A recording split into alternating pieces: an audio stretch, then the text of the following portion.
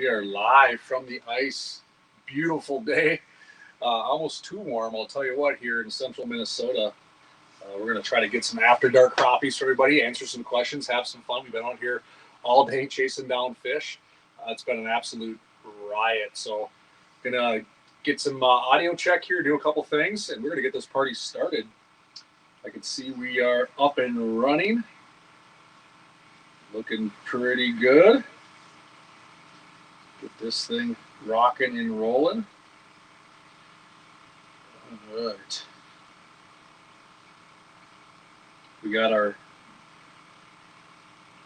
main man, Drew, behind the camera there, helping us out, making us look good. Drew helps us with all of our social media stuff at Clam Outdoors.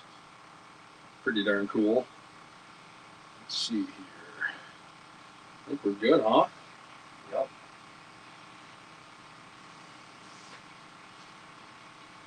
Right.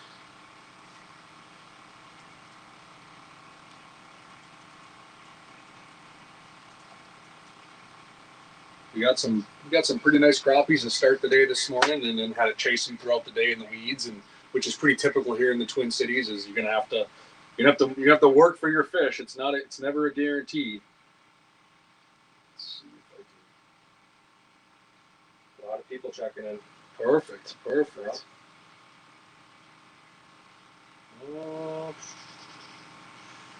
sure I can get this figured out.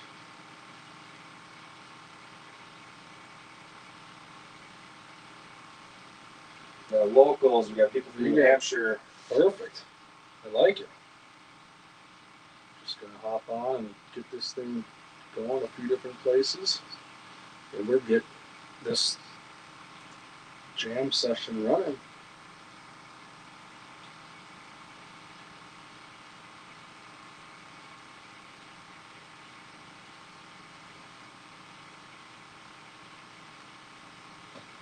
All right. What do you think, Drew? We dialed? Everything's good to go? Let's roll, man. Sweet. All right. Well, thanks for tuning in. My name's Matt Johnson. Probably met some of you that are out there. I guide here in the Twin Cities area. Work for Clam Outdoors, an ice team. Work with the pro staff. Work with our partners and sponsors. Absolutely love it. It's a labor of love. Work with the fish. I love this stuff. So fire away with your questions. We got a lot of great stuff to go over tonight. It's all about you. So if you have something you want to know, fire away. I'm going to try to get some crappies to bite here. We're at 8 o'clock at night. Anyone that follows ice fishing knows you have prime time, sunrise, sunset, the bites, right? Fast and furious. And we experienced that. We got a few fish we're keeping for dinner here in our ice well, live well. We'll show you those as well. But we're going to try to get some of these fish to bite here after dark and get after it. So I figured before I even put my lines back down, I would give you an idea of my process out here, because I think this pertains to most of ice fishing. You know, you got to have a process. Drew and I spent some time hanging out with Dave Osborne with the Clam family, and we talked doing your homework, which I think is so vitally important. So if you didn't see this is all off camera, what I'm about to tell you, but Drew and I talked about this day for weeks, planning where we're going to go, planning our strategy throughout the day, maybe the best opportunity to catch some fish for everybody on camera here to get to where we are. So we're in a deep basin. These are more nomadic fish. This is kind of something where these fish are going to hold and just kind of circle around versus relying on one piece of structure and determining whether they're there or they're not. So I'm going to do a twofold approach here to catch these crappies. I'm going to fish a pinhead minnow. I'm going to fish a 16th ounce pinhead minnow. Now, most anglers out there that are watching that fish crappies and panfish are well aware of this lure. It catches a ton of fish. This past weekend in a fishing tournament, the UPL, in fact, most of the top teams cash checks on this lure. So this is my aggressive approach. I'm going to fish this here as my main line. And I'm not a big bait guy when it comes to this, so I'm just going to drop this down. I'm using an inline reel. I'm using a 2-3-1. This is the Elite series, the Genz Spooler Elite. And I like this one in deeper situations because of the line pickup. So the gear weight ratio on this is 2-3-1. That means every rotation of the reel, it comes up 2.3 times faster. So I'm going to drop this down, and you're going to notice on your right-hand side there, it's super cool. You can see on the Vexilar my lure going down. And I'd love to take credit for this idea, but that's all Drew there. He's coming up with some cool ways. You can see my lure going down there. I'm in zoom mode. I'm zooming in on the bottom 12 feet. Now I'm going to show you something. I'm starting to get into the strike zone. And I think too many anglers, what they do is they just bomb it down to where they think those fish are. I think these fish are going to come through a few feet or a few feet below where my lure is right now. Now, I might know that because we've caught a few tonight, but now I'm going to start to really slow down and focus. So right about where my lure is there in the zoom zone. Oh, look at that. I just went past a fish. And I'm going to go up over that fish, and I'm going to work that fish for a while and see if I can get it to bite. We'll be honest, these fish are a little negative. We really had to work hard for these fish to chow. And the biggest thing I've seen is you got to keep that bait moving. So many anglers want to just stop, hold their breath. You know, these fish want that bait moving a bit. Now we'll see if we can get this one to commit here on camera for you pretty quick. And you can see there on the right, keeping that thing moving, playing a game of cat and mouse. These fish want to feed. They're chasing minnows and insects here after dark. Crappies have pretty strong vision and pretty strong nighttime senses to detect what these fish or these bait fish are kicking off. So we're seeing one to bite here. You know, it'd be great. Get one to eat. Fire through a few questions right away. We got some questions. Go ahead. A lot of questions about line. What's your favorite line? You know, we're crappie fishing right now. Yep, the particular line I have here on this setup is going to be a 3-pound test, fluorocarbon or a monofilament. And I use the Frost Ice line. It's a premium product. It's true pound test strength, which is super cool. And the reason that's valuable is it really hangs the lure more naturally. So I can fish a true 3-pound test line. And I'm fishing a spoon, a 16th-ounce spoon. So I can get away with a little heavier line. That's why I'm running 3 or even 4. Both monofilament and fluorocarbon do have stretch. There's stretch properties in these lines. So if I do happen to really give it to a fish here in 25 feet of water, 22 feet of water, I have a little stretch, a little more forgiveness. And then you'll see on this setup that I'm going to rig up here, if and when this fish decides to play ball or move on, I'm using 2-pound test line on my dead stick rod. A little more supple, smaller presentation. Line is really dictated not so much after the species you're targeting, but dictated more off of the lure you're going to fish. So I'm more of a backwards presentation guy. A lot of anglers walk in to a retail store or at a sports show and say, hey, I'm going walleye fishing. I need a walleye rod. Well, the first thing I'm going to ask you is what lure you're fishing. And then you work backwards from there. What's in that jig box over there? The jig box. Oh, people are asking already about the jig box. I don't blame them. So we're giving away this jig box full of jigs. We showed this off earlier today. This thing's packed with our favorites. So Drew and I picked this earlier in the week. We got some cool plastics. We got some spoons. Maybe you can show that closer there. We got some of our favorite jigs in that jig box. All the stuff that I would personally use. And we're giving that away to someone tonight. We'll announce the winner this week, but ask a question. We're going to go back through, and we're going to randomly pick a winner to take home all of that. I'm looking at Tika minnows. I'm looking at pinheads. I'm looking at leech flutter spoons. I'm looking at drop kicks. You know, I wish I could ask a question here and get a chance to win that. So you can still see that fish is sitting there on my screen. It's pretty stagnant. That fish is pretty complacent. You know what? I'm going to give that fish a break. I'm going to set this rod down above it. You can still see my presentation. And we're going to rig this second rod. Now there's his buddy showing up. That's what always happens. So when you try to do something else, try to eat a sandwich. Now look at this guy. He wants to come eat. He's going to bite it. Did he take it? He missed it. You got bait on that line? I don't have any bait on this one. This is just a plain pinhead minnow. Oh, I rolled him. I got too excited, and I rolled that fish. I'm going to go right back down super slow. You see that? I'm not bombing it back down to that fish. You bomb back down to that fish, and that second one, I promise you, goes away. Swing and a miss. We got Paul Fisher up at Lake of the Woods. Hey, Paul. He's kind of wondering what clam lures were you doing best with out there? On Lake of the Woods? Oh, Yep. Lake of the Woods is probably one of my favorite bites. We crushed them on a variety of presentations. I'm going to give my son Brody a shout out because he destroyed all of us on a jointed pinhead. He used an 1/8 ounce chartreuse orange jointed pinhead with just a minnow head, a fathead minnow head on there, and he caught a pile of fish.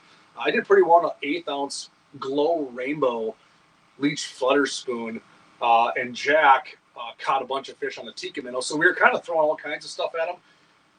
I would probably have a spoon on my rod, and I'd actually would dead stick a drop double XL.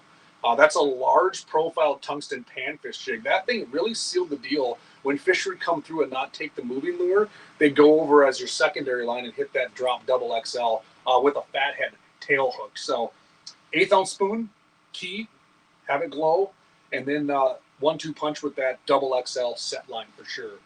So I had a shot at a fish. Look at that already, right away here at probably 8:05. I had a shot at that fish, and he eluded me, got the best of me. So we're getting some questions about plastics. Yeah. So what's your go-to plastics if you don't really want to use bait? I have it rigged up right now, and it's one that I was hoping I would have to use tonight if they're not taking that Pinhead. Maki, if you haven't watched the Maki video that we just released on the Clam page, you need to. It's absolutely phenomenal. Scott Brower is an absolute wizard in his field. He designs these Maki plastics with the purest intentions from the bottom of his heart. And I'm actually a Maki Mino angler, and I use this one right here. I don't know if you can see it on the camera there. It's a Maki Mino. I actually take a little bit off the head of that. And what that does is it gives me a flat spot to butt up against to my favorite jig, the drop kick. Number 12 glow red drop kick, glow pink Maki Mino. And that's probably my go-to plastic combination. This guy looks like he's really interested. We're going to show you a fish, I think, on camera here in 3, 2, maybe not.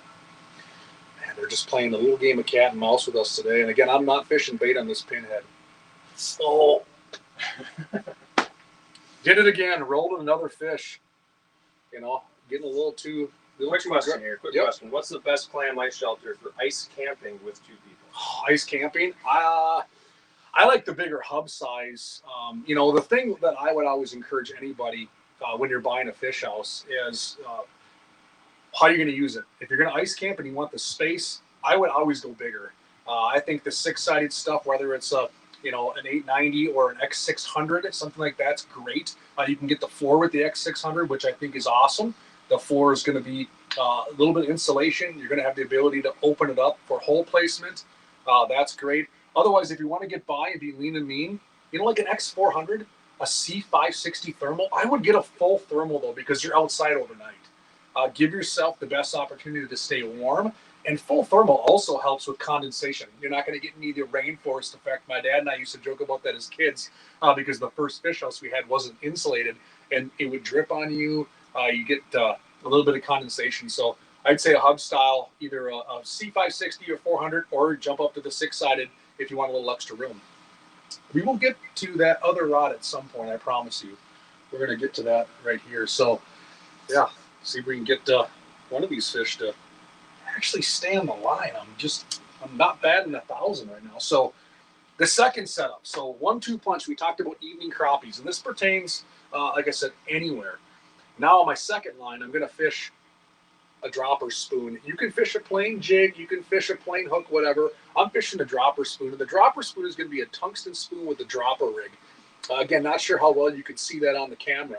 Probably have to go a little bit closer there. That's going to be your dropper spoon. I'm gonna tail hook a little runty crappie minnow on there. There's one there. You know what? I'm gonna leave that guy alone for a second, just because I want to get this one rigged. So I'm gonna show you here. We got a little bubbler over here. Tiny little crappie minnow. Stopped at the local bait shop.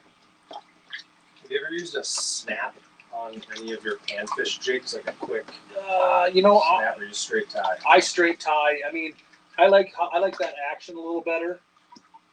Come on, buddy. We got trying to get through the shiners or trying to play ball. I prefer to tie direct. I just think you have a little better action. Dave Genz taught me a long time ago that the kicking action is super important, whether it's a drop kick, whether it's a spoon. So I prefer to tie direct. Now I got this little crappie minnow on there. What kind of knot do you use? It varies. I'm all over the place. A polymer clinch knot. Matt Johnson knot. It's do whatever until it holds, right? I think sometimes we overthink our knots on some of these jigs. You want, more importantly than the knot, is the knot placement. You want that jig to sit in a natural manner. You want it to sit horizontal. So the knot placement oftentimes is as important or more important than the knot. So the second line, tiny little crappie minnow. I'm going to nip hook that thing right through the back, right above that back dorsal fin. There we go. Man, that thing just looks enticing. Just a little crappie minnow. I'm going to drop that back down to the strike. So now you're not going to see this one go down. This is going to be in a second hole. So 1-2 punch these crappies. I'm going to drop this one down. I know where that strike zone is. We've seen a handful of these fish come through, right? We've seen them on the Vexilar. All of you watching have seen it. So I'm looking at about 4 or 5 feet off the bottom is where I'm going to set this set line. And I'm using a straight drop combo with a spring bobber rod on this setup. Great dead stick rod, parabolic bend, good hooking percentage. I say that now because I've missed 2, but we got a fish right on this, right this second. This is the non-camera Vexilar. This is the non-camera Vexilar. So you're not actually seeing this fish on the second Vexilar to my left, but we're going to see if he eats this thing right away. I got a fish that showed up right on top of this minnow. You know, that's the battle we play. What's your favorite way to store your pinhead minnows? What kind of tackle box are you using? You know, I do it a few different ways, to be honest. I'm going to let this one simmer, marinate right on top of that fish. If he wants it, he's going to eat it. I do it 2 ways. You know, I'll store them like you saw here in this box. You know, someone's winning this one, remember, where I hook them on here, that sort of stuff. The new slim boxes are awesome. This is a phenomenal setup. You can store them on these flatter, skinny boxes as well. And I also just use a dual tray jig box. I pile them in here. The paint on these are pretty good. Now, if you're going to be running around a lot in a snowmobile or ATV, it can get beat up a little bit. But I'll store them in either a box like this. You can see my array of stuff. And I will store them in a slim box as well. You can clamp it shut. Works pretty darn well. So we got 2 lines set now, right? So that's important, I think, with these nighttime crappies. It's also important with some of these like nighttime walleyes. You can have a set line with a live minnow, and then you can have the presentation that you control. And as we saw, the presentation I'm controlling is a pinhead. Set line's going to be a lively minnow right down there, right in their face, hopefully making contact. So super cool stuff. I think it's so neat that you can see the Vexilar. I'm going to go back and watch this later and see why I missed those fish. And sometimes it's good to record that stuff. Sometimes it's not, because it's going to eat on me, because I'll tell you, you saw those 2 fish come through. One of them looked like a little better mark, but that's fishing, you know. You're not always going to catch all the fish you see. If you did, I think it'd be kind of boring. So you're going to miss some fish. It's the stories of the fish that get away. That's just fine. We did catch some quality fish this morning right away. So we got out here early. Fish shallow. We got up in the weeds and we combat fished, as we call it. Punched a lot of holes, moved around a lot, chased down these fish. It was super fun. We watched them with cameras. A lot of fun. Oh, there's one showing up. Maybe we should focus on that guy and see if he wants to bite. So we combat fished in the weeds and chased them with plastics and spoons and just covered a lot of water. See, here they come. See, you find that magic zone and you hone in on it. So here I am. I'm going to work this fish. I'm going to work this fish. I think you can see my rod in the camera. Again, keep that thing moving. Don't let it stop. Here's a good question. Yeah, let's hear it. I think it hits home right now. What do you think about glow jigs, specifically at night? Because I know I feel pretty adamant about having to use a glow jig for nighttime crappies myself. 100%. You're going to notice that both of these applications glow. So I'm going to have a glow spoon. So this is going to be a 16th ounce glow chartreuse purple spoon. And then everything I have tied up here is glow. Let's see if I can make contact with the real one here and show you guys exactly this glow spoon I'm using. So I'm going to pay attention. That thing already took off. He did not want that. Oh, he's over by the minnow now. That's what happens. So why do I have 2 lines? Let's see if I can show you why I have 2 lines. So I'm going to grab this second setup. Give that minnow a little shake. I can watch that spring bobber and watch it swim around and see if that crappie comes over and takes that bait. Nice. The other line. Now I got another one showing up. You know. Now this is hand-eye coordination. You know, you watch some of these walleye pros. I've seen it before on the front of their boat working 2 rods at once. Pretty impressive. I give those guys and gals lots of kudos. I got this guy on the right coming up to the pinhead. That's the one you guys can see. Again, keep that thing moving ever so slightly. See if I can make contact with the fish. We're going for it. Watch that rod tip. Pay attention. Is he going to take it? Yeah, you swam right by. When you run into fish that are negative like we're on right now, what's the first thing you're changing? Color, lure, line, jigging cadence? Yeah, sometimes it's cadence. I mean, honestly, I'll be honest. Those two first fish, I just missed. They came up, they hit it. I got a little aggressive on them. You know, I should have slowed down a bit. Whether it's talking to you guys, getting excited, it's just how my brain works. But what I'll oftentimes do, if I'm seeing fish like that, if I get another fish, I'm going to give these fish another shot. If I get another fish to come in like that and just not take the bacon, I'm going to switch things up, and I'm probably going to go to more of a tungsten jig with a plastic and see if I can give them a smaller morsel, so when they show up, I can get more of a quivering action. Right now, I'm fishing a pinhead. Like I said, I'm actually fishing this one right here. This is going to be that chartreuse in purple there. Pretty cool. This is a glow. So like we talked about glow patterns. I think it's vitally important here at night. Give yourself the upper hand on everything you can do. That's what I got tied iron right now. No bait on this thing, but we're going to see. Here's the cool thing about the Vexilar. One of many cool things, and one thing I always preach. This is your ultimate fish mood indicator. This thing is basically going to tell you what these fish want.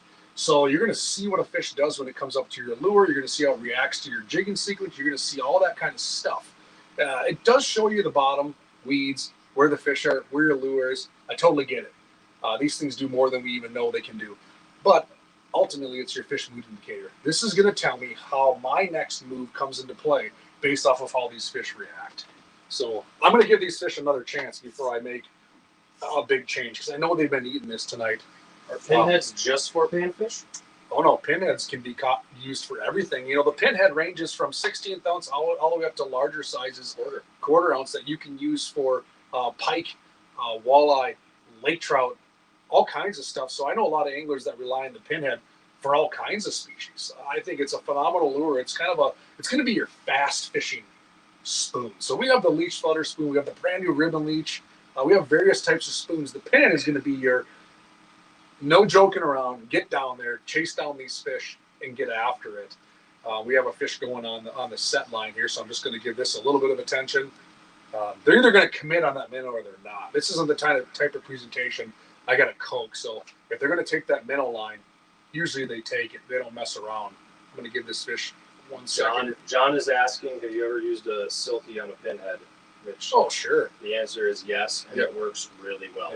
Yeah. Silky on a pinhead works great. Drew, you use a silky on a tikka minnow all the time, and you've outfished me many times using that presentation. I actually have a silky right now rigged up on a swirl drop that I intend to play with at some point tonight. Again, going through my different sequence of stuff. So we'll see if they want a crappie minnow. You know, this is the first time we've deployed a crappie minnow. So we're not even certain if that's going to work. But after dark, sometimes that live bait, especially if I'm doing all kinds of stuff, is kind of nice to have sitting over here. There's a fish down there below that pinhead. Quick rundown for folks who just tuned in on the rods you have set up here right now. Yep. So I got two-prong approach that I'm fishing right now. I got a straight drop 30-inch Noodle rod, which has fast become arguably my favorite setup. And I'm using a Genz Spooler Elite 2:3-to-1 gear ratio. A little faster. I'm in deeper water. That minnow line might get crushed here in about 2 seconds. I got 2 fish all over it. See if I get one to go here. And then I'm fishing. Oh, there's the middle line. Oh, is he on? No. Maybe he's still on there. No, he's gone. Minnow line got smacked. Here I am talking, right? You know, going crazy. And then I'm using a 3-pound test. I'm actually using a fluorocarbon on this one right now, frost green fluorocarbon. We got 2 fish down there trying to commit here. We got some activity going on. See how that's the sport of fishing that we love, right? They just challenge you nonstop. It is the never-ending game of cat and mouse. The second you think you have these fish figured out, what do? They flip the script. And it's funny because we always joke about their brains are the size of our pinky nail. But I'll tell you what, they outsmart us quite often. Can you tell folks the settings you have on that 30? Absolutely. So this 30 is packed full of cool features and settings. I'm running medium power mode, which I think is one of the most unsung hero features on this 30. It kind of is the best of both worlds, in between low and high. And I'm actually in 30-foot mode. We're in 22 feet of water. Oh, you better eat that. You got to eat that. They're all over it. Look at that guy. He just is a glutton for punishment. I don't know how he's not going to eat that pinhead, man. There he goes right back down. You know, they're just goofy. And then I have it at 225 frequency, and then I'm using a zoom mode. I actually have 12-foot zoom mode. So on the left-hand side, I'm going to have the bottom 12 feet, which is super nice. I got a giant fish way up high, guys, on this minnow line. He's way up high. Oh, come on, take it. Oh, way up high. Did I get him? Oh, he's on. This one was 5 feet below the ice. I'm not even exaggerating. And there's our first crappie of the show. Not a big one, but if you're eating, you got them. This one was literally 5 feet below the ice. I reeled this line up all the way below the ice after I missed that last fish. And if that doesn't prove to you, you should be fishing the entire water column, these sticky, sharp hooks. Then I'm going to show you this fish. Again, that's that dropper spoon with the little tail hook minnow. And there you have it. There's one of our crappies. Again, if you're eating fish, that's pretty darn good. That'll fillet up just nice, and we'll show you some ones we got in here later. I'm going to let this guy go, though, right now. See you, buddy. So, again, that thing was way up high. Like, it's super cool. I think it's great how, oh, look at that. There's a fish right there waiting for us. It's like he was just looking. So that line was reeled up 5 feet below the ice. I look over, we're in 22 feet of water. I look over and I got a fish on it. So even that high in the water column, you never know what you're going to get bit on. Now let's see if we can commit this guy in the pinhead. We're getting a lot of questions about cold fronts. Yeah. And how you adjust your approach when fishing cold fronts, specifically when the bite slows down. Yeah, cold fronts and ice fishing seem to go hand in hand. This year we've had a lot of cold fronts. We've had really, really cold conditions.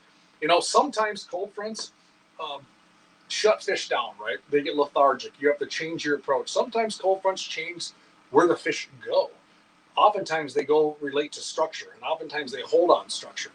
I'm a big guy that likes to fish in the weeds. So if I can relate to weed fish during cold fronts, I can tend to slow down, focus on channels in the weeds, and look at every bite. So cold fronts are just a part of the game, you know, and you can't catch fish on the couch. The beauty of having good gear, I hear a lot of anglers talk about cold fronts in the winter and they're scared of them because they don't want to go outside.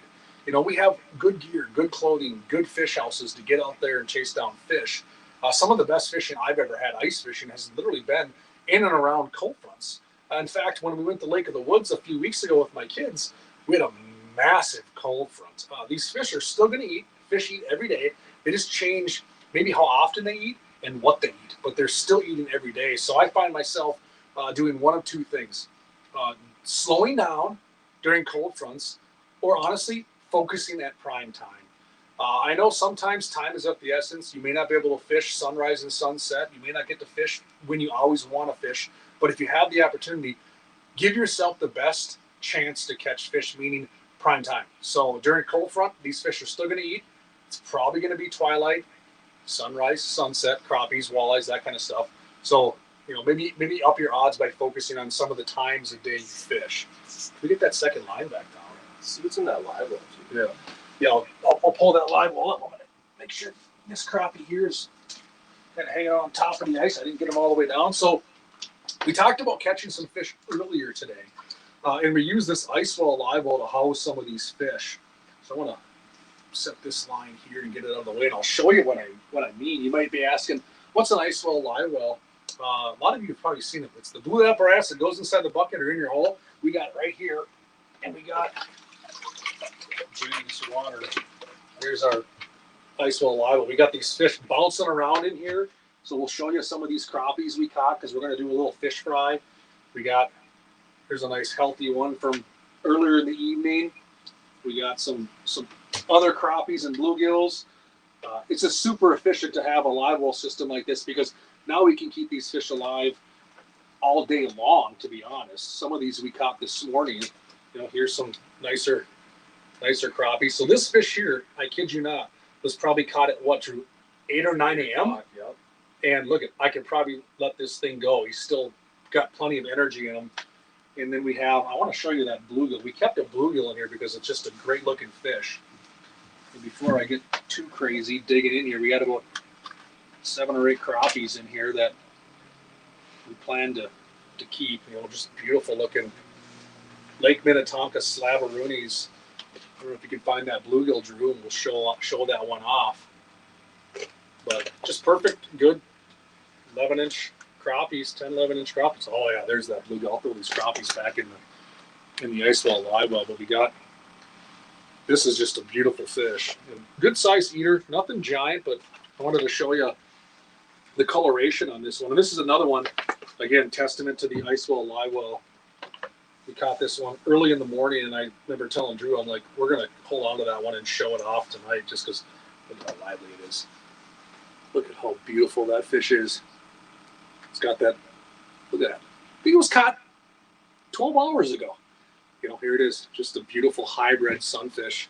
Put that back in this Icewell Livewell, and there's dinner. Probably dinner tomorrow because it's going to be late tonight. So the nice thing is this just slides right back down an 8-inch hole. Let's put it right back down there, and those fish will stay fresh for as long as we want them to. And it's cool too because I can take that and put it in a bucket. So I can have a 5-gallon bucket and put it in there. Now I got a mobile live well system. So a lot of anglers are using that in the tournament scene to keep their fish alive for weigh-in. So, yeah, tournaments. Oh, we got a big tournament coming up this weekend. In fact, I'm super excited. And we actually talked to several anglers on the ice today alone that say they're going to fish in this, and they're registered. The first ever trap attack, virtual trap attack. So many of you might remember the trap attack. Dave Genz and Ice Team started that years ago, traveled the ice belt. Now we're going to do it on a virtual scene. So we're going to have anyone can enter. It's $10. You can win thousands of dollars in cool products from Clam, and anyone in the ice belt can compete. It starts this Saturday and this Sunday. ClamOutdoors.com/trap attack is where you want to go, and it'll explain the rules. We're going to be fishing on Saturday, Drew. We're going to try our hand on it, see how it goes. We're going to be out here, and you want to have a good bump board. You can put your fish right up against this. In fact, this is a really inexpensive bump board you can purchase on the Clam website. So you can put your fish on there, measure your fish. It's through Fish Donkey. Super easy. If you have a smart device, which we all do, you're watching this right now, probably on your smart device. So for $10, you can jump onto that tournament on Saturday and Sunday and try your hand. What is it? 5 categories: crappie, sunfish, perch, northern pike, and wall. Yeah, so plenty of opportunity all over the place. You don't need to catch the biggest fish to be a winner either. Yeah, there's wild card prizes, random prizes. Right. Drew's our tournament director, so he's been pretty intimate in the process with this. So we're going to be tuning in throughout the day on Saturday on the ice, talking about some of the things that are going on. So again, ClamOutdoors.com/trap attack will show you some details on that event right there. So there's another fish down there. I'm not liking the way that guy's acting. I see a big mark on this screen. Let that one sit. Let that one marinate. I'm going to put this line back down.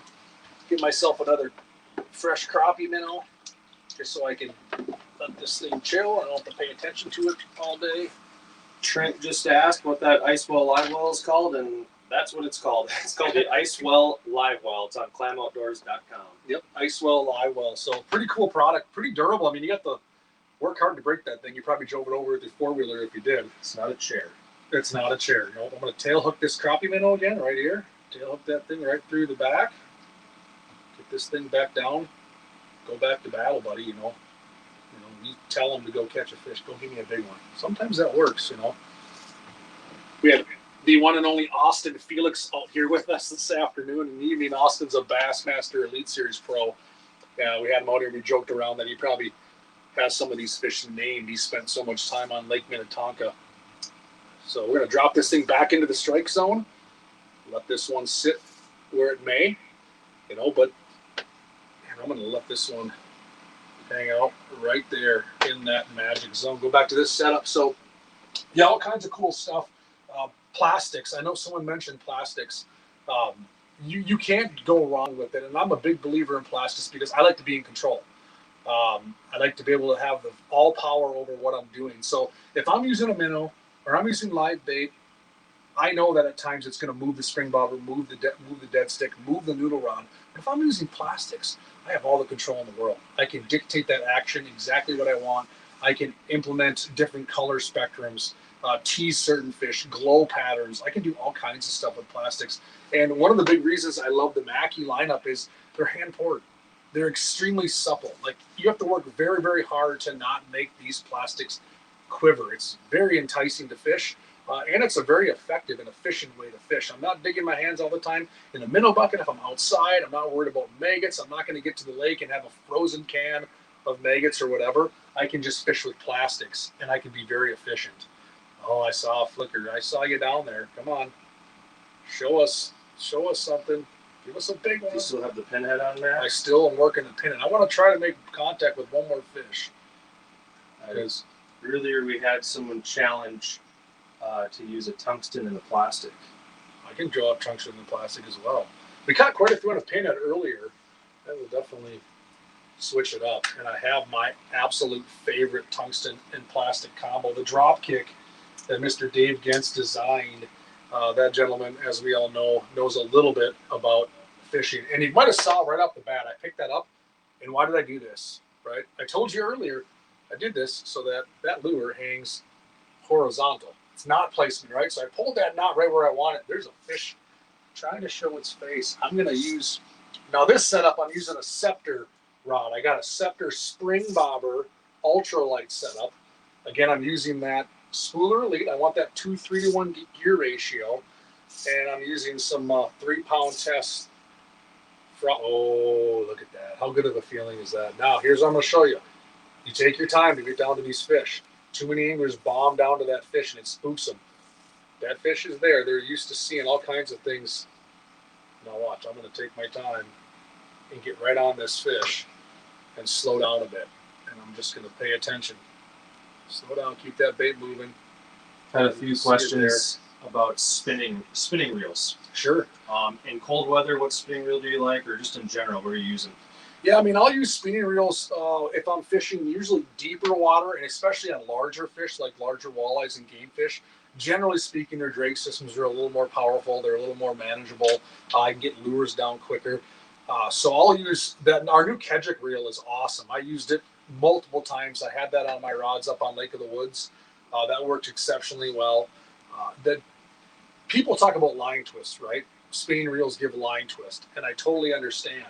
But you can put a swivel on there. Ooh, we're going to make contact. Come on, buddy. Look, there's another one down there below him. He's thinking about it. But we're fishing a pretty pressured spot. We're on a community spot on Lake Minnetonka.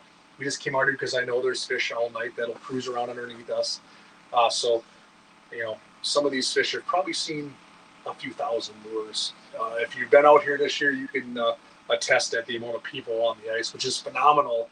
We're seeing records for fish license sales in Minnesota, and I'm sure other states are seeing the same thing. So it's super neat to see that all these anglers out here catching fish, hopefully catching fish, but having fun and doing it. So there's that fish. He shied away from that bait, which, again, to be expected. We're kind of past that bewitching hour, and the bewitching hour, like I said, is going to be that sundown bite. We're kind of a few hours past that, so we're just kind of coaxing any of these fish that show up. You can see just how negative these fish are right now. If I can get one to break away, there's two there right now. If you can see that, you can kind of tell there's two marks there. I'm gonna give this guy an opportunity to do something.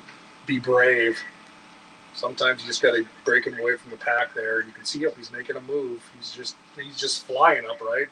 Sarcastically, but I think we're gonna make contact with this fish. I got him to leave the school. He ate it. Just like that. Just bumped it. Just a little bit of an up bite. I'm watching that spring bobber, and that's all I got. And that is, he's gone. Little crappie. Just like that. And I was just going to show you. That's probably why they were negative. That one might have gone all of 6 inches. Classic mistake. What did I do? I tried to lift it out of the hole. That's okay. That one will live to fight another day. I got one on my minnow line right now. I see him dancing over there, but I'm going to wait for him to commit. And we'll play here. I'm going to pick that minnow up just a little bit. See if I get him to come down and take it. Actually, this one's racing up on the minnow line. Right, the minnow line's going to get popped. If you're doing a lot of things in a fish house, 2 lines sometimes can be a little complicated, but you know what? We're going to go after this fish. I'm going to let that pinhead or that drop kick sit, and I'm going to work this minnow line. See if I can get one to eat it. I got that lively crappie minnow. You can see I'm barely moving it. I want that minnow on this to do the work. That's why it's there. That minnow is hooked. It's stressed. It looks injured. It sends off all kinds of signals to this fish. Eat me. Now I just need one of these fish to eat it. So I'm going to actually reel this thing up a few feet, and I'm going to set it back down. Because if that fish wants to eat that minnow line, I just pulled it away from its face, it's going to come up and eat it. See if he does it. I'm going to go back to working over these pods of fish.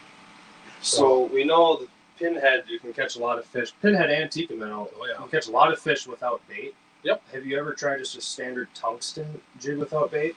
You know, I haven't had a lot of success with that. If I do, I mean, I'll use plastic, and I'll use a silky, because then I'm not using bait, right? But I'm adding some kind of an attractor. But just a plain tungsten jig, no bait, bare hook at all, you know, I have not had a ton of success on that. I think if you have that one just showed up. I think if you have a really aggressive bite, I think you can get some fish to, oh, this guy's coming up. You might want to eat this drop kick in Maki minnow. We'll see if he commits. Last time I got an up bite, I'm keeping that bait moving. I'm watching my spring bobber for anything, any changing movement. Now, see, he's on top of that lure. He's not eating it. That's fine. I'll make him eat it. So if he wants to eat it, that fish will commit. I'm not going to force feed these fish. I wish you could see the minnow line right now, because it looks like a Christmas tree. I got about 4 fish trying to take that minnow right now. Andrew is asking, do underwater cameras, they teach you fish activity, are they worth the money? Absolutely. Underwater camera, in my opinion, is a learning tool. I think we have underwater cameras so we can decide and decipher what's below us. We are using some underwater cameras today, honestly, to see the fish in the weeds, how they're reacting to our lures. I helped train myself to use a Vexilar to its fullest at a young age with an underwater camera. And I would use it in conjunction with my Vexilar, so I can see what the fish are doing in relation to my jigging actions, my cadences, all that kind of stuff. I learned how to, use certain presentations. Now, a great way to learn is also sight fishing. You can go into shallow water, you can look down the hole, and you can see what these fish are doing, right? But you can't always sight fish because of water depth. That's where an underwater camera comes into play. I've learned so much from underwater cameras on fish behavior and fish movement. I think it's a vital tool to your arsenal, just to help you learn more about the sport. Recording on underwater cameras is huge too. Yep, you can go back and see things. We're going to get popped on this minnow line. I just can't believe that these fish are not eating that, but that's just how the cookie crumbles sometimes. I have two, three fish all over this minnow line. This poor minnow's probably scared for its life. What do you think about forward-facing sonar? Forward-facing sonar is awesome. I run it in my boat. I can look out there and see fish and see all kinds of stuff. I mean, here's the deal. I spend a lot of time on the ice guiding. I fish with a lot of different people. I think forward-facing sonar, there's all kinds of brands, whether it's Live Scope or Active Target or some of the Humminbird stuff. All a bunch of companies have it. I think it's great at helping you locate and find fish, but I think at times we become too reliant on it, and it doesn't always help us catch fish.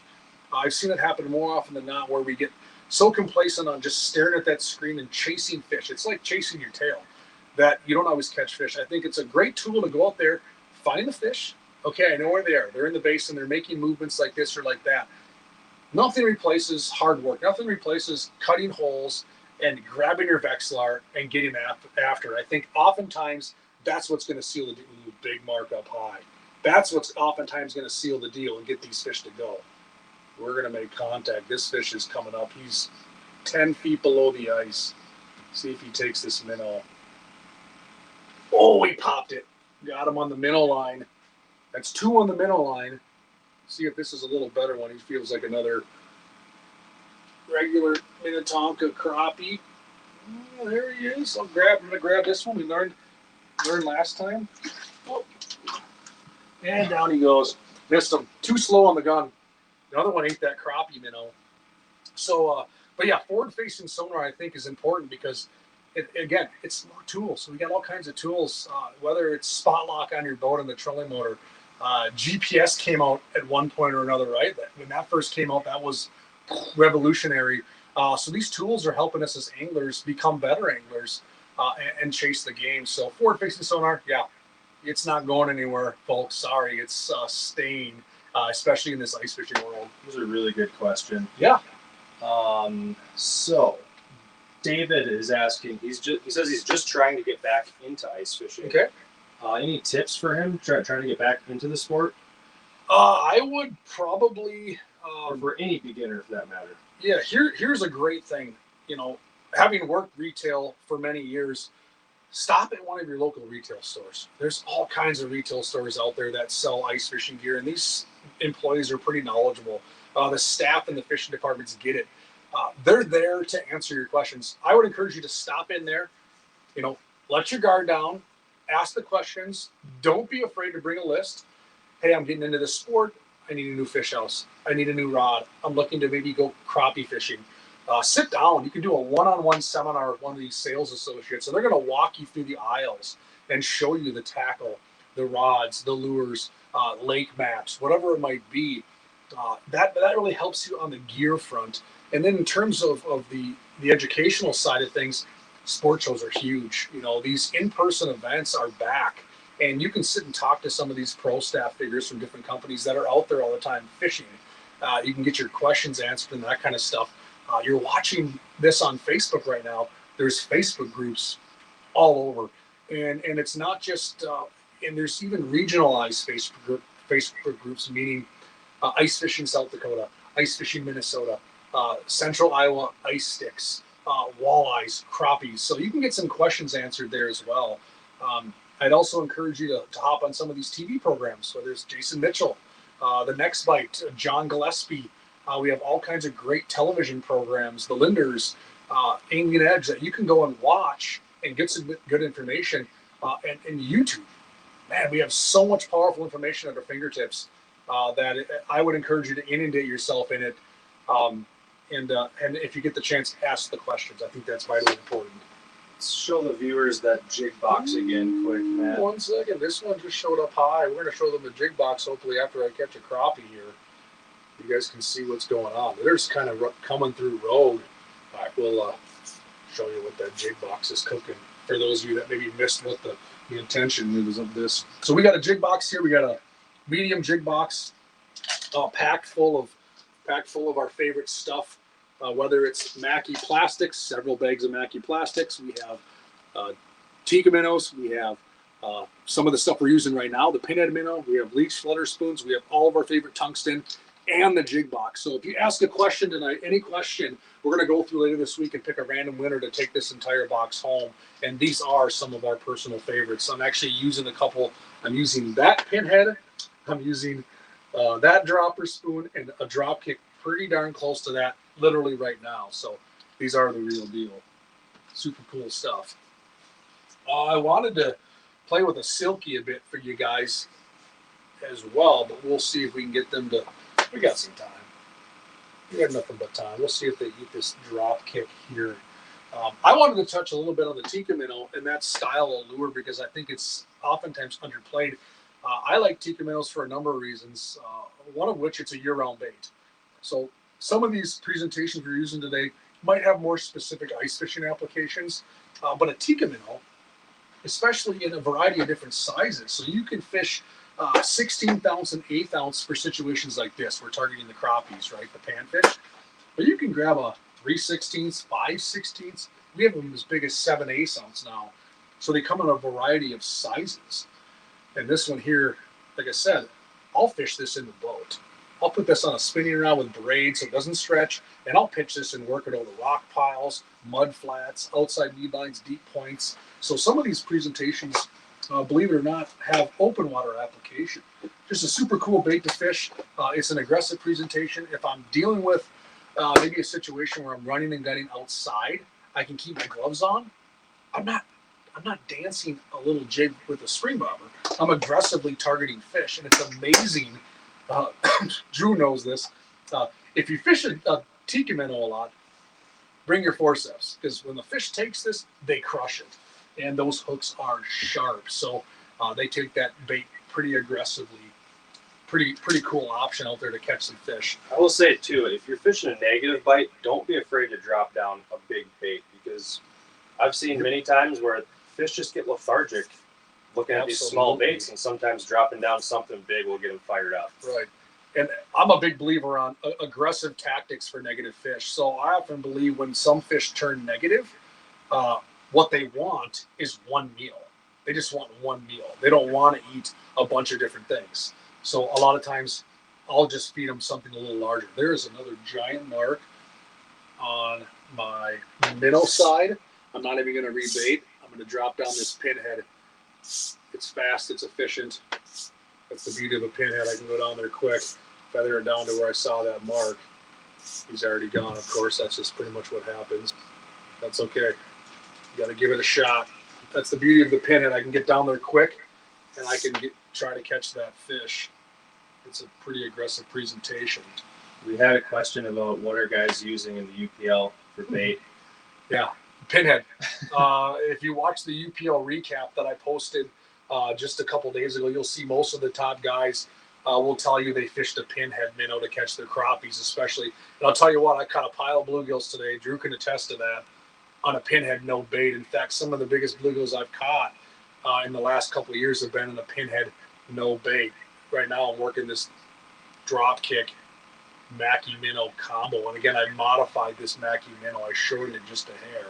Keep that bait moving. That fish kind of showed up out of nowhere, didn't he? He just kind of showed up above me. I want him to commit. I'm not the kind of person that plays the, oh, he got excited. Did you see them move on that Vexilar? He turned.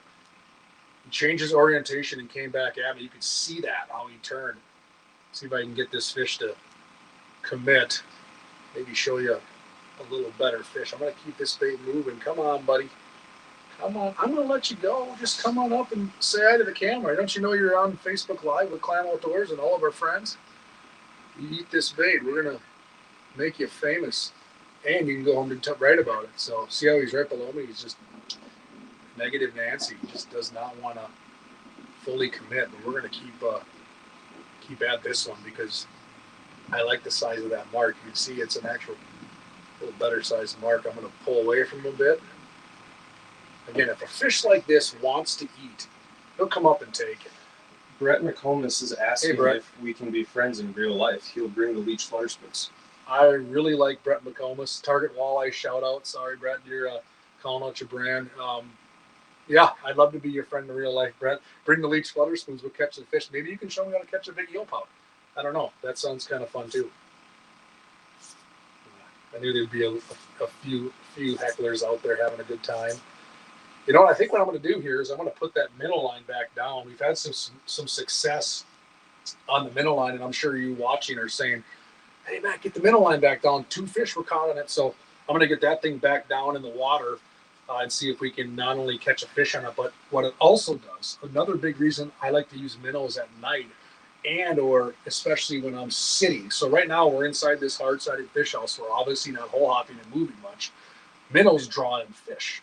Minnows not only draw in fish that will eat those minnows, but they also draw in fish that might linger for a bit, and they'll actually feel that stressed minnow. So I'm going to throw another little crappie minnow on here and see if we can get another fish to take another crappie minnow. Ooh, that's a tiny one. I can barely see this guy. This guy's so small, I don't think he'll show up on camera. This thing is absolute cute crappie minnow.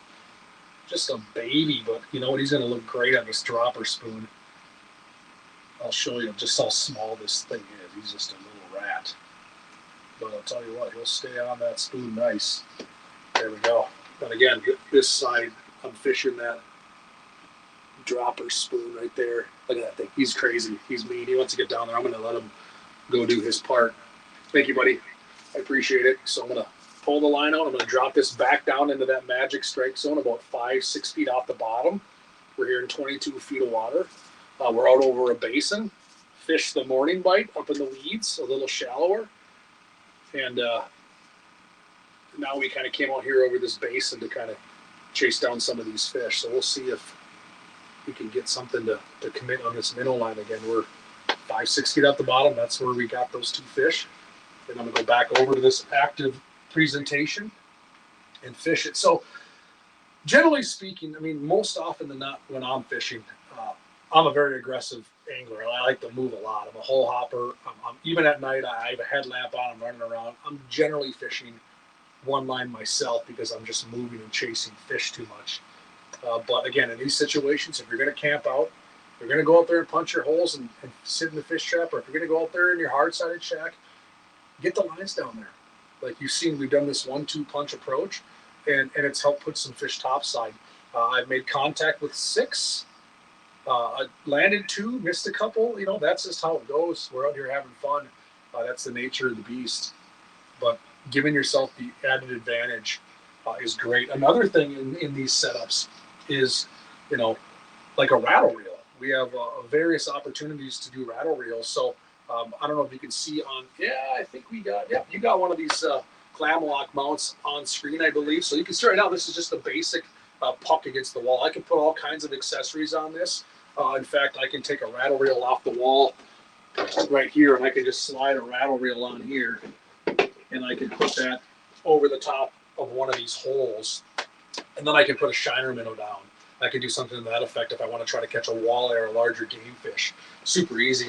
Slide it right off, and I just put it back on another one of these wall-mounted pucks right here and out of the way. And I also have one up above me right here. This just slides off. This is my little tackle storage. So now I can put some plastics in here, a little bait puck, maybe a thing of jigs. Take this from point A to point B. I have these pucks mounted on my ATV, on my snow dog, wherever it might be, and I can just slide it back on. I think this is one of the coolest accessories, honestly, with all due respect to our entire team, that we've ever come out with. I think it's interchangeable, it's modular, super nice, and now I can just slide it right back over here, up out of the way. And then there's rod holders, there's rattle reels, there's coolers, there's single place rod holders. I got my drink sitting right here, my bottle of water on one. Super cool product. Not to be too product pushy, I just think it's cool. These are things that can help us anglers catch fish. Super neat. So go back here and keep these baits moving. See if we can get some more. Mitch is asking, what do you think of Sam Sobey? Sam Sobey is a salt of the earth human being. I love Sam Sobey. I've known Sam since he was in college. You won't find a better person than Sam. And I'll tell you what, dude can catch some fish. So spend some time with Sam. Sam, here's how great Sam Sobey is. And I'll get off Sam Sobey. So Sam, bear with me. My son, Brody, who's 8, for his birthday, wanted to hang out with Sobey. So for his birthday, we went fishing with Sam and Brody when the day was done. 8-year-old kid. What 8-year-old kid wants to go hang out with Sam Sobey or anybody, right? Said it was the best birthday of his life. So Sam, you're outstanding. Love having you on the Clam team. His stuff's cool, edgy, gritty, entertaining. Make sure you watch Sobey. He's got some cool stuff cooking on his YouTube channel. So most of you probably tune into Sobey, I'm guessing, if you're watching this live feed. So remember, we got 2 lines going right now. I got a set line here with a live minnow, and I got a presentation here that I'm more actively working when I'm not chatty Cathy. You know, so that's a great question. Since we're in a hard shack, Bruce is wondering, do you run all your lines inside a hard shack, or are you gonna run some tip ups around outside as well? I'll do both. You know, it depends on really the situation and where I'm fishing. You know, right now, if we showed you outside of this fish house, there are hard-sided fish houses everywhere.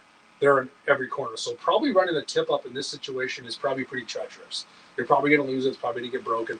But absolutely, spreading your lines out so it gives you more opportunity to catch fish is great. I'll oftentimes put a tip up out in my sight lines through these 2 windows. So I can either work a different water spectrum, I can work a weed line, I can work a basin. I would say definitely, if you can, have a second line out there. Lighted tip-ups. Yeah, lighted tip-ups for sure. You can look out there and see there's systems that actually send alarms back to your phone.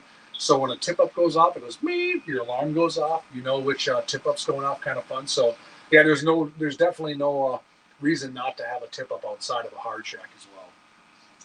David is wondering if we've ever fished out east in the New York region. 100%. I visited James Vladica, did some fishing out there in Vermont. Tons of great fishing out there. In fact, Drew went out last year. and got a chance to fish. Dave Genz, Kathy, Don Cox, Cody Seibert, number of our other clam pros are actually, I think, in transit coming back from out east right now. So you got a handful of guys and gals you can ask some serious questions on. Fishing's phenomenal out there. I think some of it's untouched. Everything from panfish to game fish to everything in between. Fishing out there is a lot of fun. We had a great opportunity to catch fish all across the ice belt. Birthplace of Maki Plastic. It is the birthplace of Maki Plastic. And again, if you haven't watched that, what is it, 15-minute documentary on Maki Plastic, we just released on the Clam Facebook page. It's probably down from this when this is over. Just a couple posts. You can go check and watch that. Oh, look at that. It just showed up on top of my bait. I knew I saw something different cooking there. When you stare at the Vexilar long enough, you notice the most minute changes. And here I am going to work this fish. He's got to eat it. Come on, come feed. Come on up. Take it. He's close. He's just, I call these resident fish, meaning they're here all the time. Some of these bite, some of them don't. You just get them on the right second or the right minute and they'll take it. But we'll give this fish a little bit of attention because he's there. We're trying to catch marks. I always laugh at Dave Genz. Usually once a year I hear him answer this question. Somebody's like, hey, Dave, what's your favorite kind of fish to target? And his answer, some of you might know what this is, red marks, meaning whatever he sees in his Vexilar. So I always laugh when I hear that coming from Dave. What's your favorite fish to target? Red marks. And in this case, pink marks. But see how it's just going back down. So me personally, I'm not going to waste a ton of time on that fish. I might go up a little bit, see if he wants to come up and play. But again, keep that bait moving. And sometimes I might even tease him a bit by going past him. See what they want to do. But at the end of the day, some of these fish are just in a negative nomadic mode. They're just not interested in biting. We've seen a handful today that want to come up and take the bait. That's great. That's ideal. And sometimes that fish like this one is just barely sitting. And he's slowly making some movements. All-time most memorable fishing story. Oh, that's a all-time.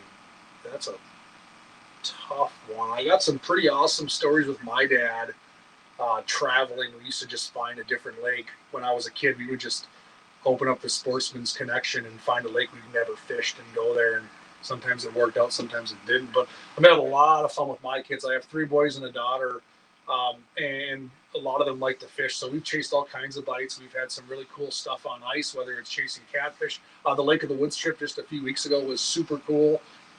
We've gotten some big panfish. That's a really, really tough one. I'm building more memories, especially with my kids. It's fun to watch them catch fish. My son Jack just fished in a tournament this past Sunday and did really well. And that, I'll be honest, I was the happy dad, a little bit of a tear in my eye. It was fun to watch him fish in his first tournament and have some success. So, he's got to eat this. Come on, he's all over it. 1 hour in, come on, fish. Look at that, just does not. Favorite Pop-Tart? Oh, they're right there behind you. Yeah, Drew can show you my favorite Pop-Tart. That is the Breakfast of Champions. That is the cinnamon. That's the best one in my opinion. I'll eat a whole box of those. Come on, eat it. Oh, swing and a miss. I am underperforming. Staring at the Pop-Tart. See, that's what happens. You put Pop-Tarts in front of me, and I fail to watch what my rod's doing. But I'm going to focus here for a second because I got one right on top of me that should eat.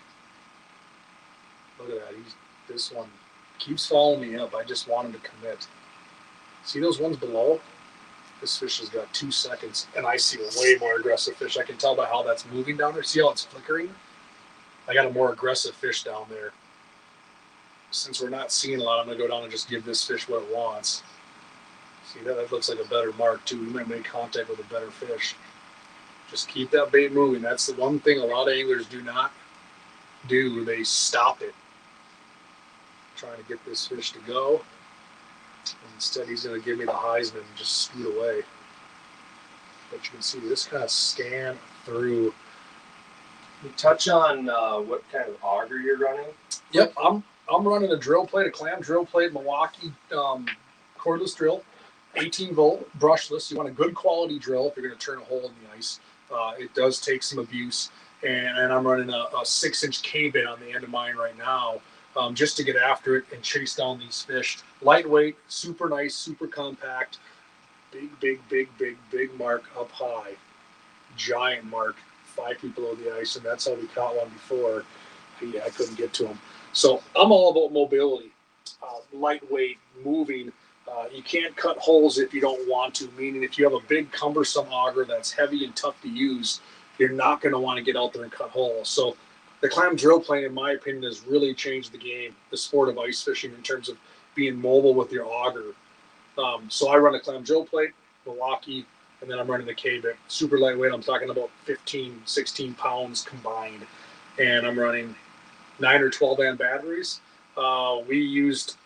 We didn't even kill one battery today the entire day of fishing. So super efficient, lightweight system. Give folks an update on the ice conditions we're seeing right now. Yep, so we're out here on about 13, 14 inches of ice.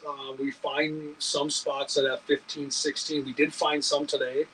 That was only 9 or 10. So not to get off too far on a tangent on ice safety, but no ice is considered equal. We actually had some reports of some guys telling us, yeah, plenty of ice, 16 inches, 17 inches. We wanted to come out here and check for ourselves, so we stuck to the plowed roads. We didn't get up the beaten path. We cut some holes. We actually halted our progress to certain spots because we were finding less ice. So my encouragement for anybody when it comes to ice conditions is do your own work. Just because somebody tells you there's X amount of ice out there doesn't always mean that's true, because take this lake, for example, Lake Minnetonka. Which bay were you in? Were you out on Main Lake? Where were you fishing? Was there snowpack? How much snow? All these things can change ice conditions, especially ice thickness. And we're in that point of the season where you're starting to see anglers drive their trucks out. But again, I encourage you, one lake is not the same as the next. So do your own work, do your own checking before you just baja out there, assuming the ice is always safe to drive your vehicle. But we're making ice. It's happening. We're progressing. Things were a little slower than normal, but we're moving along. We're starting to get back to where we need to be. Come on, give me a nice fish here before we have to. I got another one showing up here looking at the Mino. Is he going to take it? You can't see this one on the camera, but I think we're going to make contact. Oh, wow, he crushed the Mino. Didn't get in his mouth. We'll see if he takes it again. He's right back on it. I think this one's going to see if we get him to eat it. Get you one more fish on camera here. Oh, got him. Ate the minnow. That's that dropper spoon. Little crappie minnow on there. And we'll see what we got here. Get this one up the hole. We got another crappie. Where you at, buddy? There he is. Another nice metro area. Ooh, this one's got it choked. I'll pull him off this hook out of there. Good. And I'll show you the spoon again we're using. Come on, buddy. He is way down his throat. And we'll show you what we caught. There's our fish. Look, tall guy. Again, if you're looking to eat fish, plenty of meat on that one. Right up here. We'll let this one go. And we're putting some fish in our Icewell Livewell. There it is right here. Drew, are you eating that one tonight? Yes, you are. There you go. Throw them in there. Keep these fish nice and alive. Back down that 8-inch hole. And we'll show you again what we just used to catch that fish, because this has been the hot ticket tonight. So if let's any put of you, that one in the jig box we give away, hey? this one will go in the jig box for sure. Just untangle this up. And we will show you again what we're using. This one has been, we got a fish. You guys watching the Vexilar? Because I'm not. We got a right here. There's the one that's been catching the fish right there. Let's see if we got. I'm stealing your rod, Matt. Catch him, Drew. Yeah, they're just some of those are just negative Nancy's. They seem to want that lively minnow tonight. Yeah. They show up, they chase these presentations, they've chased this. When I did swing and a miss twice on that pinhead earlier tonight, though, so I think I did get them to eat the pinhead. I just bobbled that one up. Yeah, we'll see if we can get this guy to turn back around. You can see him flickering. He's starting to fade away. See if I can get him to turn back around. And sometimes you pull away like this, aggravate him. Sometimes it triggers him to come back up and take the bait. Gage is asking how many crappies we can fit in the live well, and I would personally say, and I know this for a fact, around, I'd say anywhere between 10 and 20, depending how big they are. So don't plan on, taking one ice well live well for 6 guys if you're harvesting, but We got a big one man limit is set. Look at that fish below us. There's another one showed up. Oh, here we go. This one's mad. We made this one upset. See how I pulled it away, and he's coming in hot now. Come on. Oh, he bit it. Took that drop jig and that Maki minnow. Let's see what we got here. I'm gonna get this guy up the hole. Come on, buddy. Oh, hooked on the bottom of the ice. Game over. We got the bottom of the ice on that one. Lost that crappie. He was like, what, 16, 17 inches? Yeah, PB. Yeah, that one is, there he is. Took that drop jig right there. The bottom of the ice got the best of us on that one. See, the battle we wage when we go ice fishing, there's so many elements. Again, I'm going to adjust that knot so that thing hangs nice and straight. And deploy that thing right back down. No, that thing wasn't 16 or 17. It was about a 9-incher. Quick question, Eject suit. What's your thoughts on it so far? Absolutely love it. It's one of my favorite suits I've ever worn. It's super warm. We've been outside, as many of you know, this year in absolutely horrible conditions. Whether it's temperature, whether it's wind, whether it's snow, whether it's whatever. It's been extremely warm for me. I love the soft, supple fabric that it's got on it. It's got the fleece inner lining, super nice, And I actually wear a blackfish jacket. Ooh, look at that. Went right below another fish. I actually wear a blackfish Gale 2.0 as my main outerwear. Super comfortable, blocks the wind, takes care of most of the elements. It gives me a little more movement. My ice armor jacket I wear if I'm really going to get after it on a snow machine. That kind of stuff. It's more of my outer shell, if you will. Otherwise, anyone that follows me on social media, they see I got that neon 2.0 blackfish Gale. There's another fish. They're coming through right at that zone. See if we can get another one here to bite. We are looking at, what time is it even, Drew? 9:15. Oh, yeah. See, time flies when you're having fun. Let's see if we can get one more fish here on camera for our friends out there watching. Because you know me, I'll sit here and fish till midnight. It's especially when you got marks below you that want to kind of play ball. We caught some better fish this morning, I'll be honest, up shallower. I'm a shallow water angler by nature. I prefer to fish as shallow as I can get away with. And we were up combat fishing, like I said, in the weeds. And come on, this one might eat. He looks like he's kind of hungry. He's thinking about it. I'm going to coax him into taking this drop kick and Maki minnow. Keep that rod moving. He's on top of me. Now I'm paying attention to that spring bobber. I'm keeping it moving, looking for any subtle movement. And that one took off, so go back down. But we are fishing shallow water, more aggressive fish. They're more actively feeding. I think some of the biggest fish are shallow all year long. I think many, many, many anglers, especially here in the Twin Cities where I guide, go drive past some of the best fishing spots that are on the lake. They drive right out to the deep spots, right out to the basins, the holes, all that kind of stuff. And I think they sometimes forget that there's a lot of quality fish. If you have good green reeds in shallow water, that means there's oxygen, there's bait fish, there's forage, there's comfort. There's everything there that a panfish, a crappie, a bluegill, whatever, needs to have a successful lifespan. So I would encourage you to check some shallow water spots if you're not doing that already. And if you're going to be adventurous, think outside the box. Go chase some fish shallow. You might be surprised in what you find, because I'll tell you what, we usually find some better fish in the shallow water. We got fish showing up on the Mino rod, which is not down right now. What length rod do you prefer to use in the shack? I'm using a variety of stuff. I mean, I got a 30-inch Noodle rod that I have here. I have a 27-inch Scepter spring bobber rod that I've been fishing.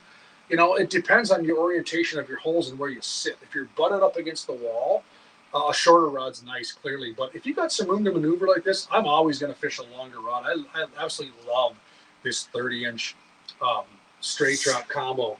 I'm actually going to deploy this, and you can see I got this hole I'm fishing is a little ways away from me, so I can actually use a longer rod. I'm going to see if I can get, I got a fish sitting down there about 7 feet off the bottom. I'm going to see if I can get him to eat this pinhead. This is my all-time favorite presentation. Pinhead, no bait. You can't see this fish on this other side, but there's one down there. See if I can get him to eat it. He's shying away. Well, he's moving up now. He's moving up. Let's see if we can get him to eat it. Oh, he's just being kind of another negative fish. Up here comes another one. There's two down there. Come on, buddy. Take that pinhead there. What is, you guys just mentioned Sobe. What does Sobe say? Pinhead to the dome. Come on, keep that rod moving. Lift it away from it. He came up like he wanted to eat it. Now I'm going to play that game of cat and mouse. Yeah, sometimes, like I said, they just don't take it. Oh boy, Drew, look at that. See it? You guys watching the Vexilar? How come you didn't tell me there was a fish down there? I mean, I was going to steal that rod from you. Look at that. This one's upset. He's coming up. Ooh, there's one above us too. See the one that showed up higher? I think this one will eat it though. He came up like he wanted it. Oh, he popped it. I missed him. Keep that jigging cadence going. Just keep moving, and that spring bobber sort of, that's all there was. We got a couple more fish down there. Let's see if we can get, I'm going to work two rods right now because we got the pinhead over here. Let's see if we can do something special here. Got a pinhead on my left hand, big mark coming up over there, and I got one on my right hand looking at the, this one's Right hand. Right here, right on camera for all of you. We're going to make this one famous. If I can get him to eat it and get him up to show everybody. I'm going to keep that rod moving. I'm watching that spring bobber. He didn't take it. I'm going to go back up a little bit. This is trying to work two rods On lethargic crappies. on negative fish is like, I feel like I kind of have a new renowned respect for conductors, for choirs and bands, because I kind of feel like one right now. I'm going to give this fish another second to try to eat this bait. I'm going to focus on the one that everyone's watching right now and see if I can get this fish to eat. We are dealing with,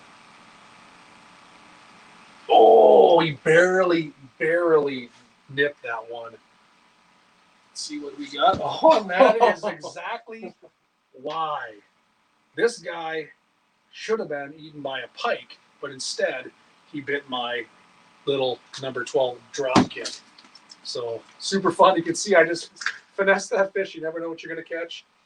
These little sunfish shouldn't be eaten after dark, but you know what? Mom didn't tell him to go in. The lights must not have been off on the corner of the street, and there he was out playing after dark. So, you know, there you have it. I mean, that's kind of night fishing 101. That's just kind of what we're doing out here is we're just kind of going back and forth. And again, one thing I would like to reiterate, like we can't always pick the times we fish, right?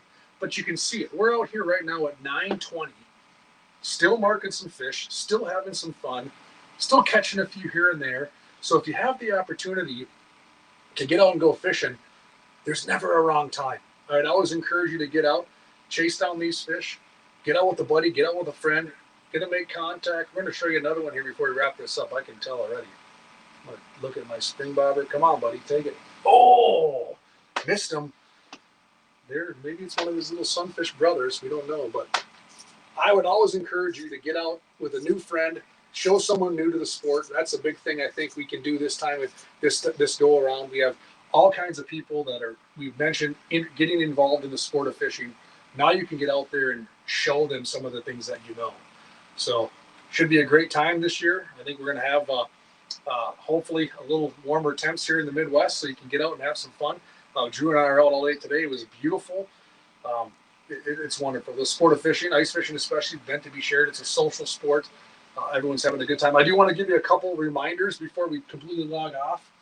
Again, remember this weekend we have our virtual Trap Attack tournament. We're going to be out here on the ice all day Saturday, going live, so you can tune in and follow us along on the Clam Facebook page as well.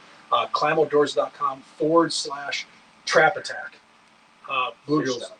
It's a fish donkey. Make sure you get the fish donkey app. It's a bluegill, crappie, perch, walleye, pike tournament. It's a blast. You can win all kinds of cool prizes. Hopefully you enjoy these feeds on Wednesday nights. We have a phenomenal group of pro staff. I'm so blessed to get to work with some of these guys and gals. I learn something new from them every week as well. It's outstanding. And keep tuning in. I think we got, a few more left? Drew, is that right? We have a couple more. Next week is Pat Calmerton. Pat Calmerton next week. Okay. Patrick is an absolute riot. If you ever met Patrick in real life, you know how entertaining he is. He's an absolute hoot to hang out with. Tip-up wizard. If you have any tip-up questions and you don't ask Pat next week, you know what? You missed an opportunity from one of the best. So, if we don't have any more questions, if there's anything we want to part with, I think we've had a lot of fun tonight. One quick question I saw it a million times. All-time favorite Maki plastic? Maki Mino, hands down. I'm a Maki Mino guy. I love it. It's so versatile. You can fish it whole. You can nip hook it like I'm doing. It holds well on the hook. Fish chow on it. I'm using that one right now this second. I have to say Maki Mino. And my two favorite colors, I'm fishing the glow pink right now, or I'm fishing the white with red flake. I would say those are my two favorite colors in that lineup as well. All right. Well, thanks a ton for tuning in. Hopefully you learned some stuff. I whipped on a few fish for you, which that's how it goes. And get out there, catch some fish this year. Thanks again. Wonderful time.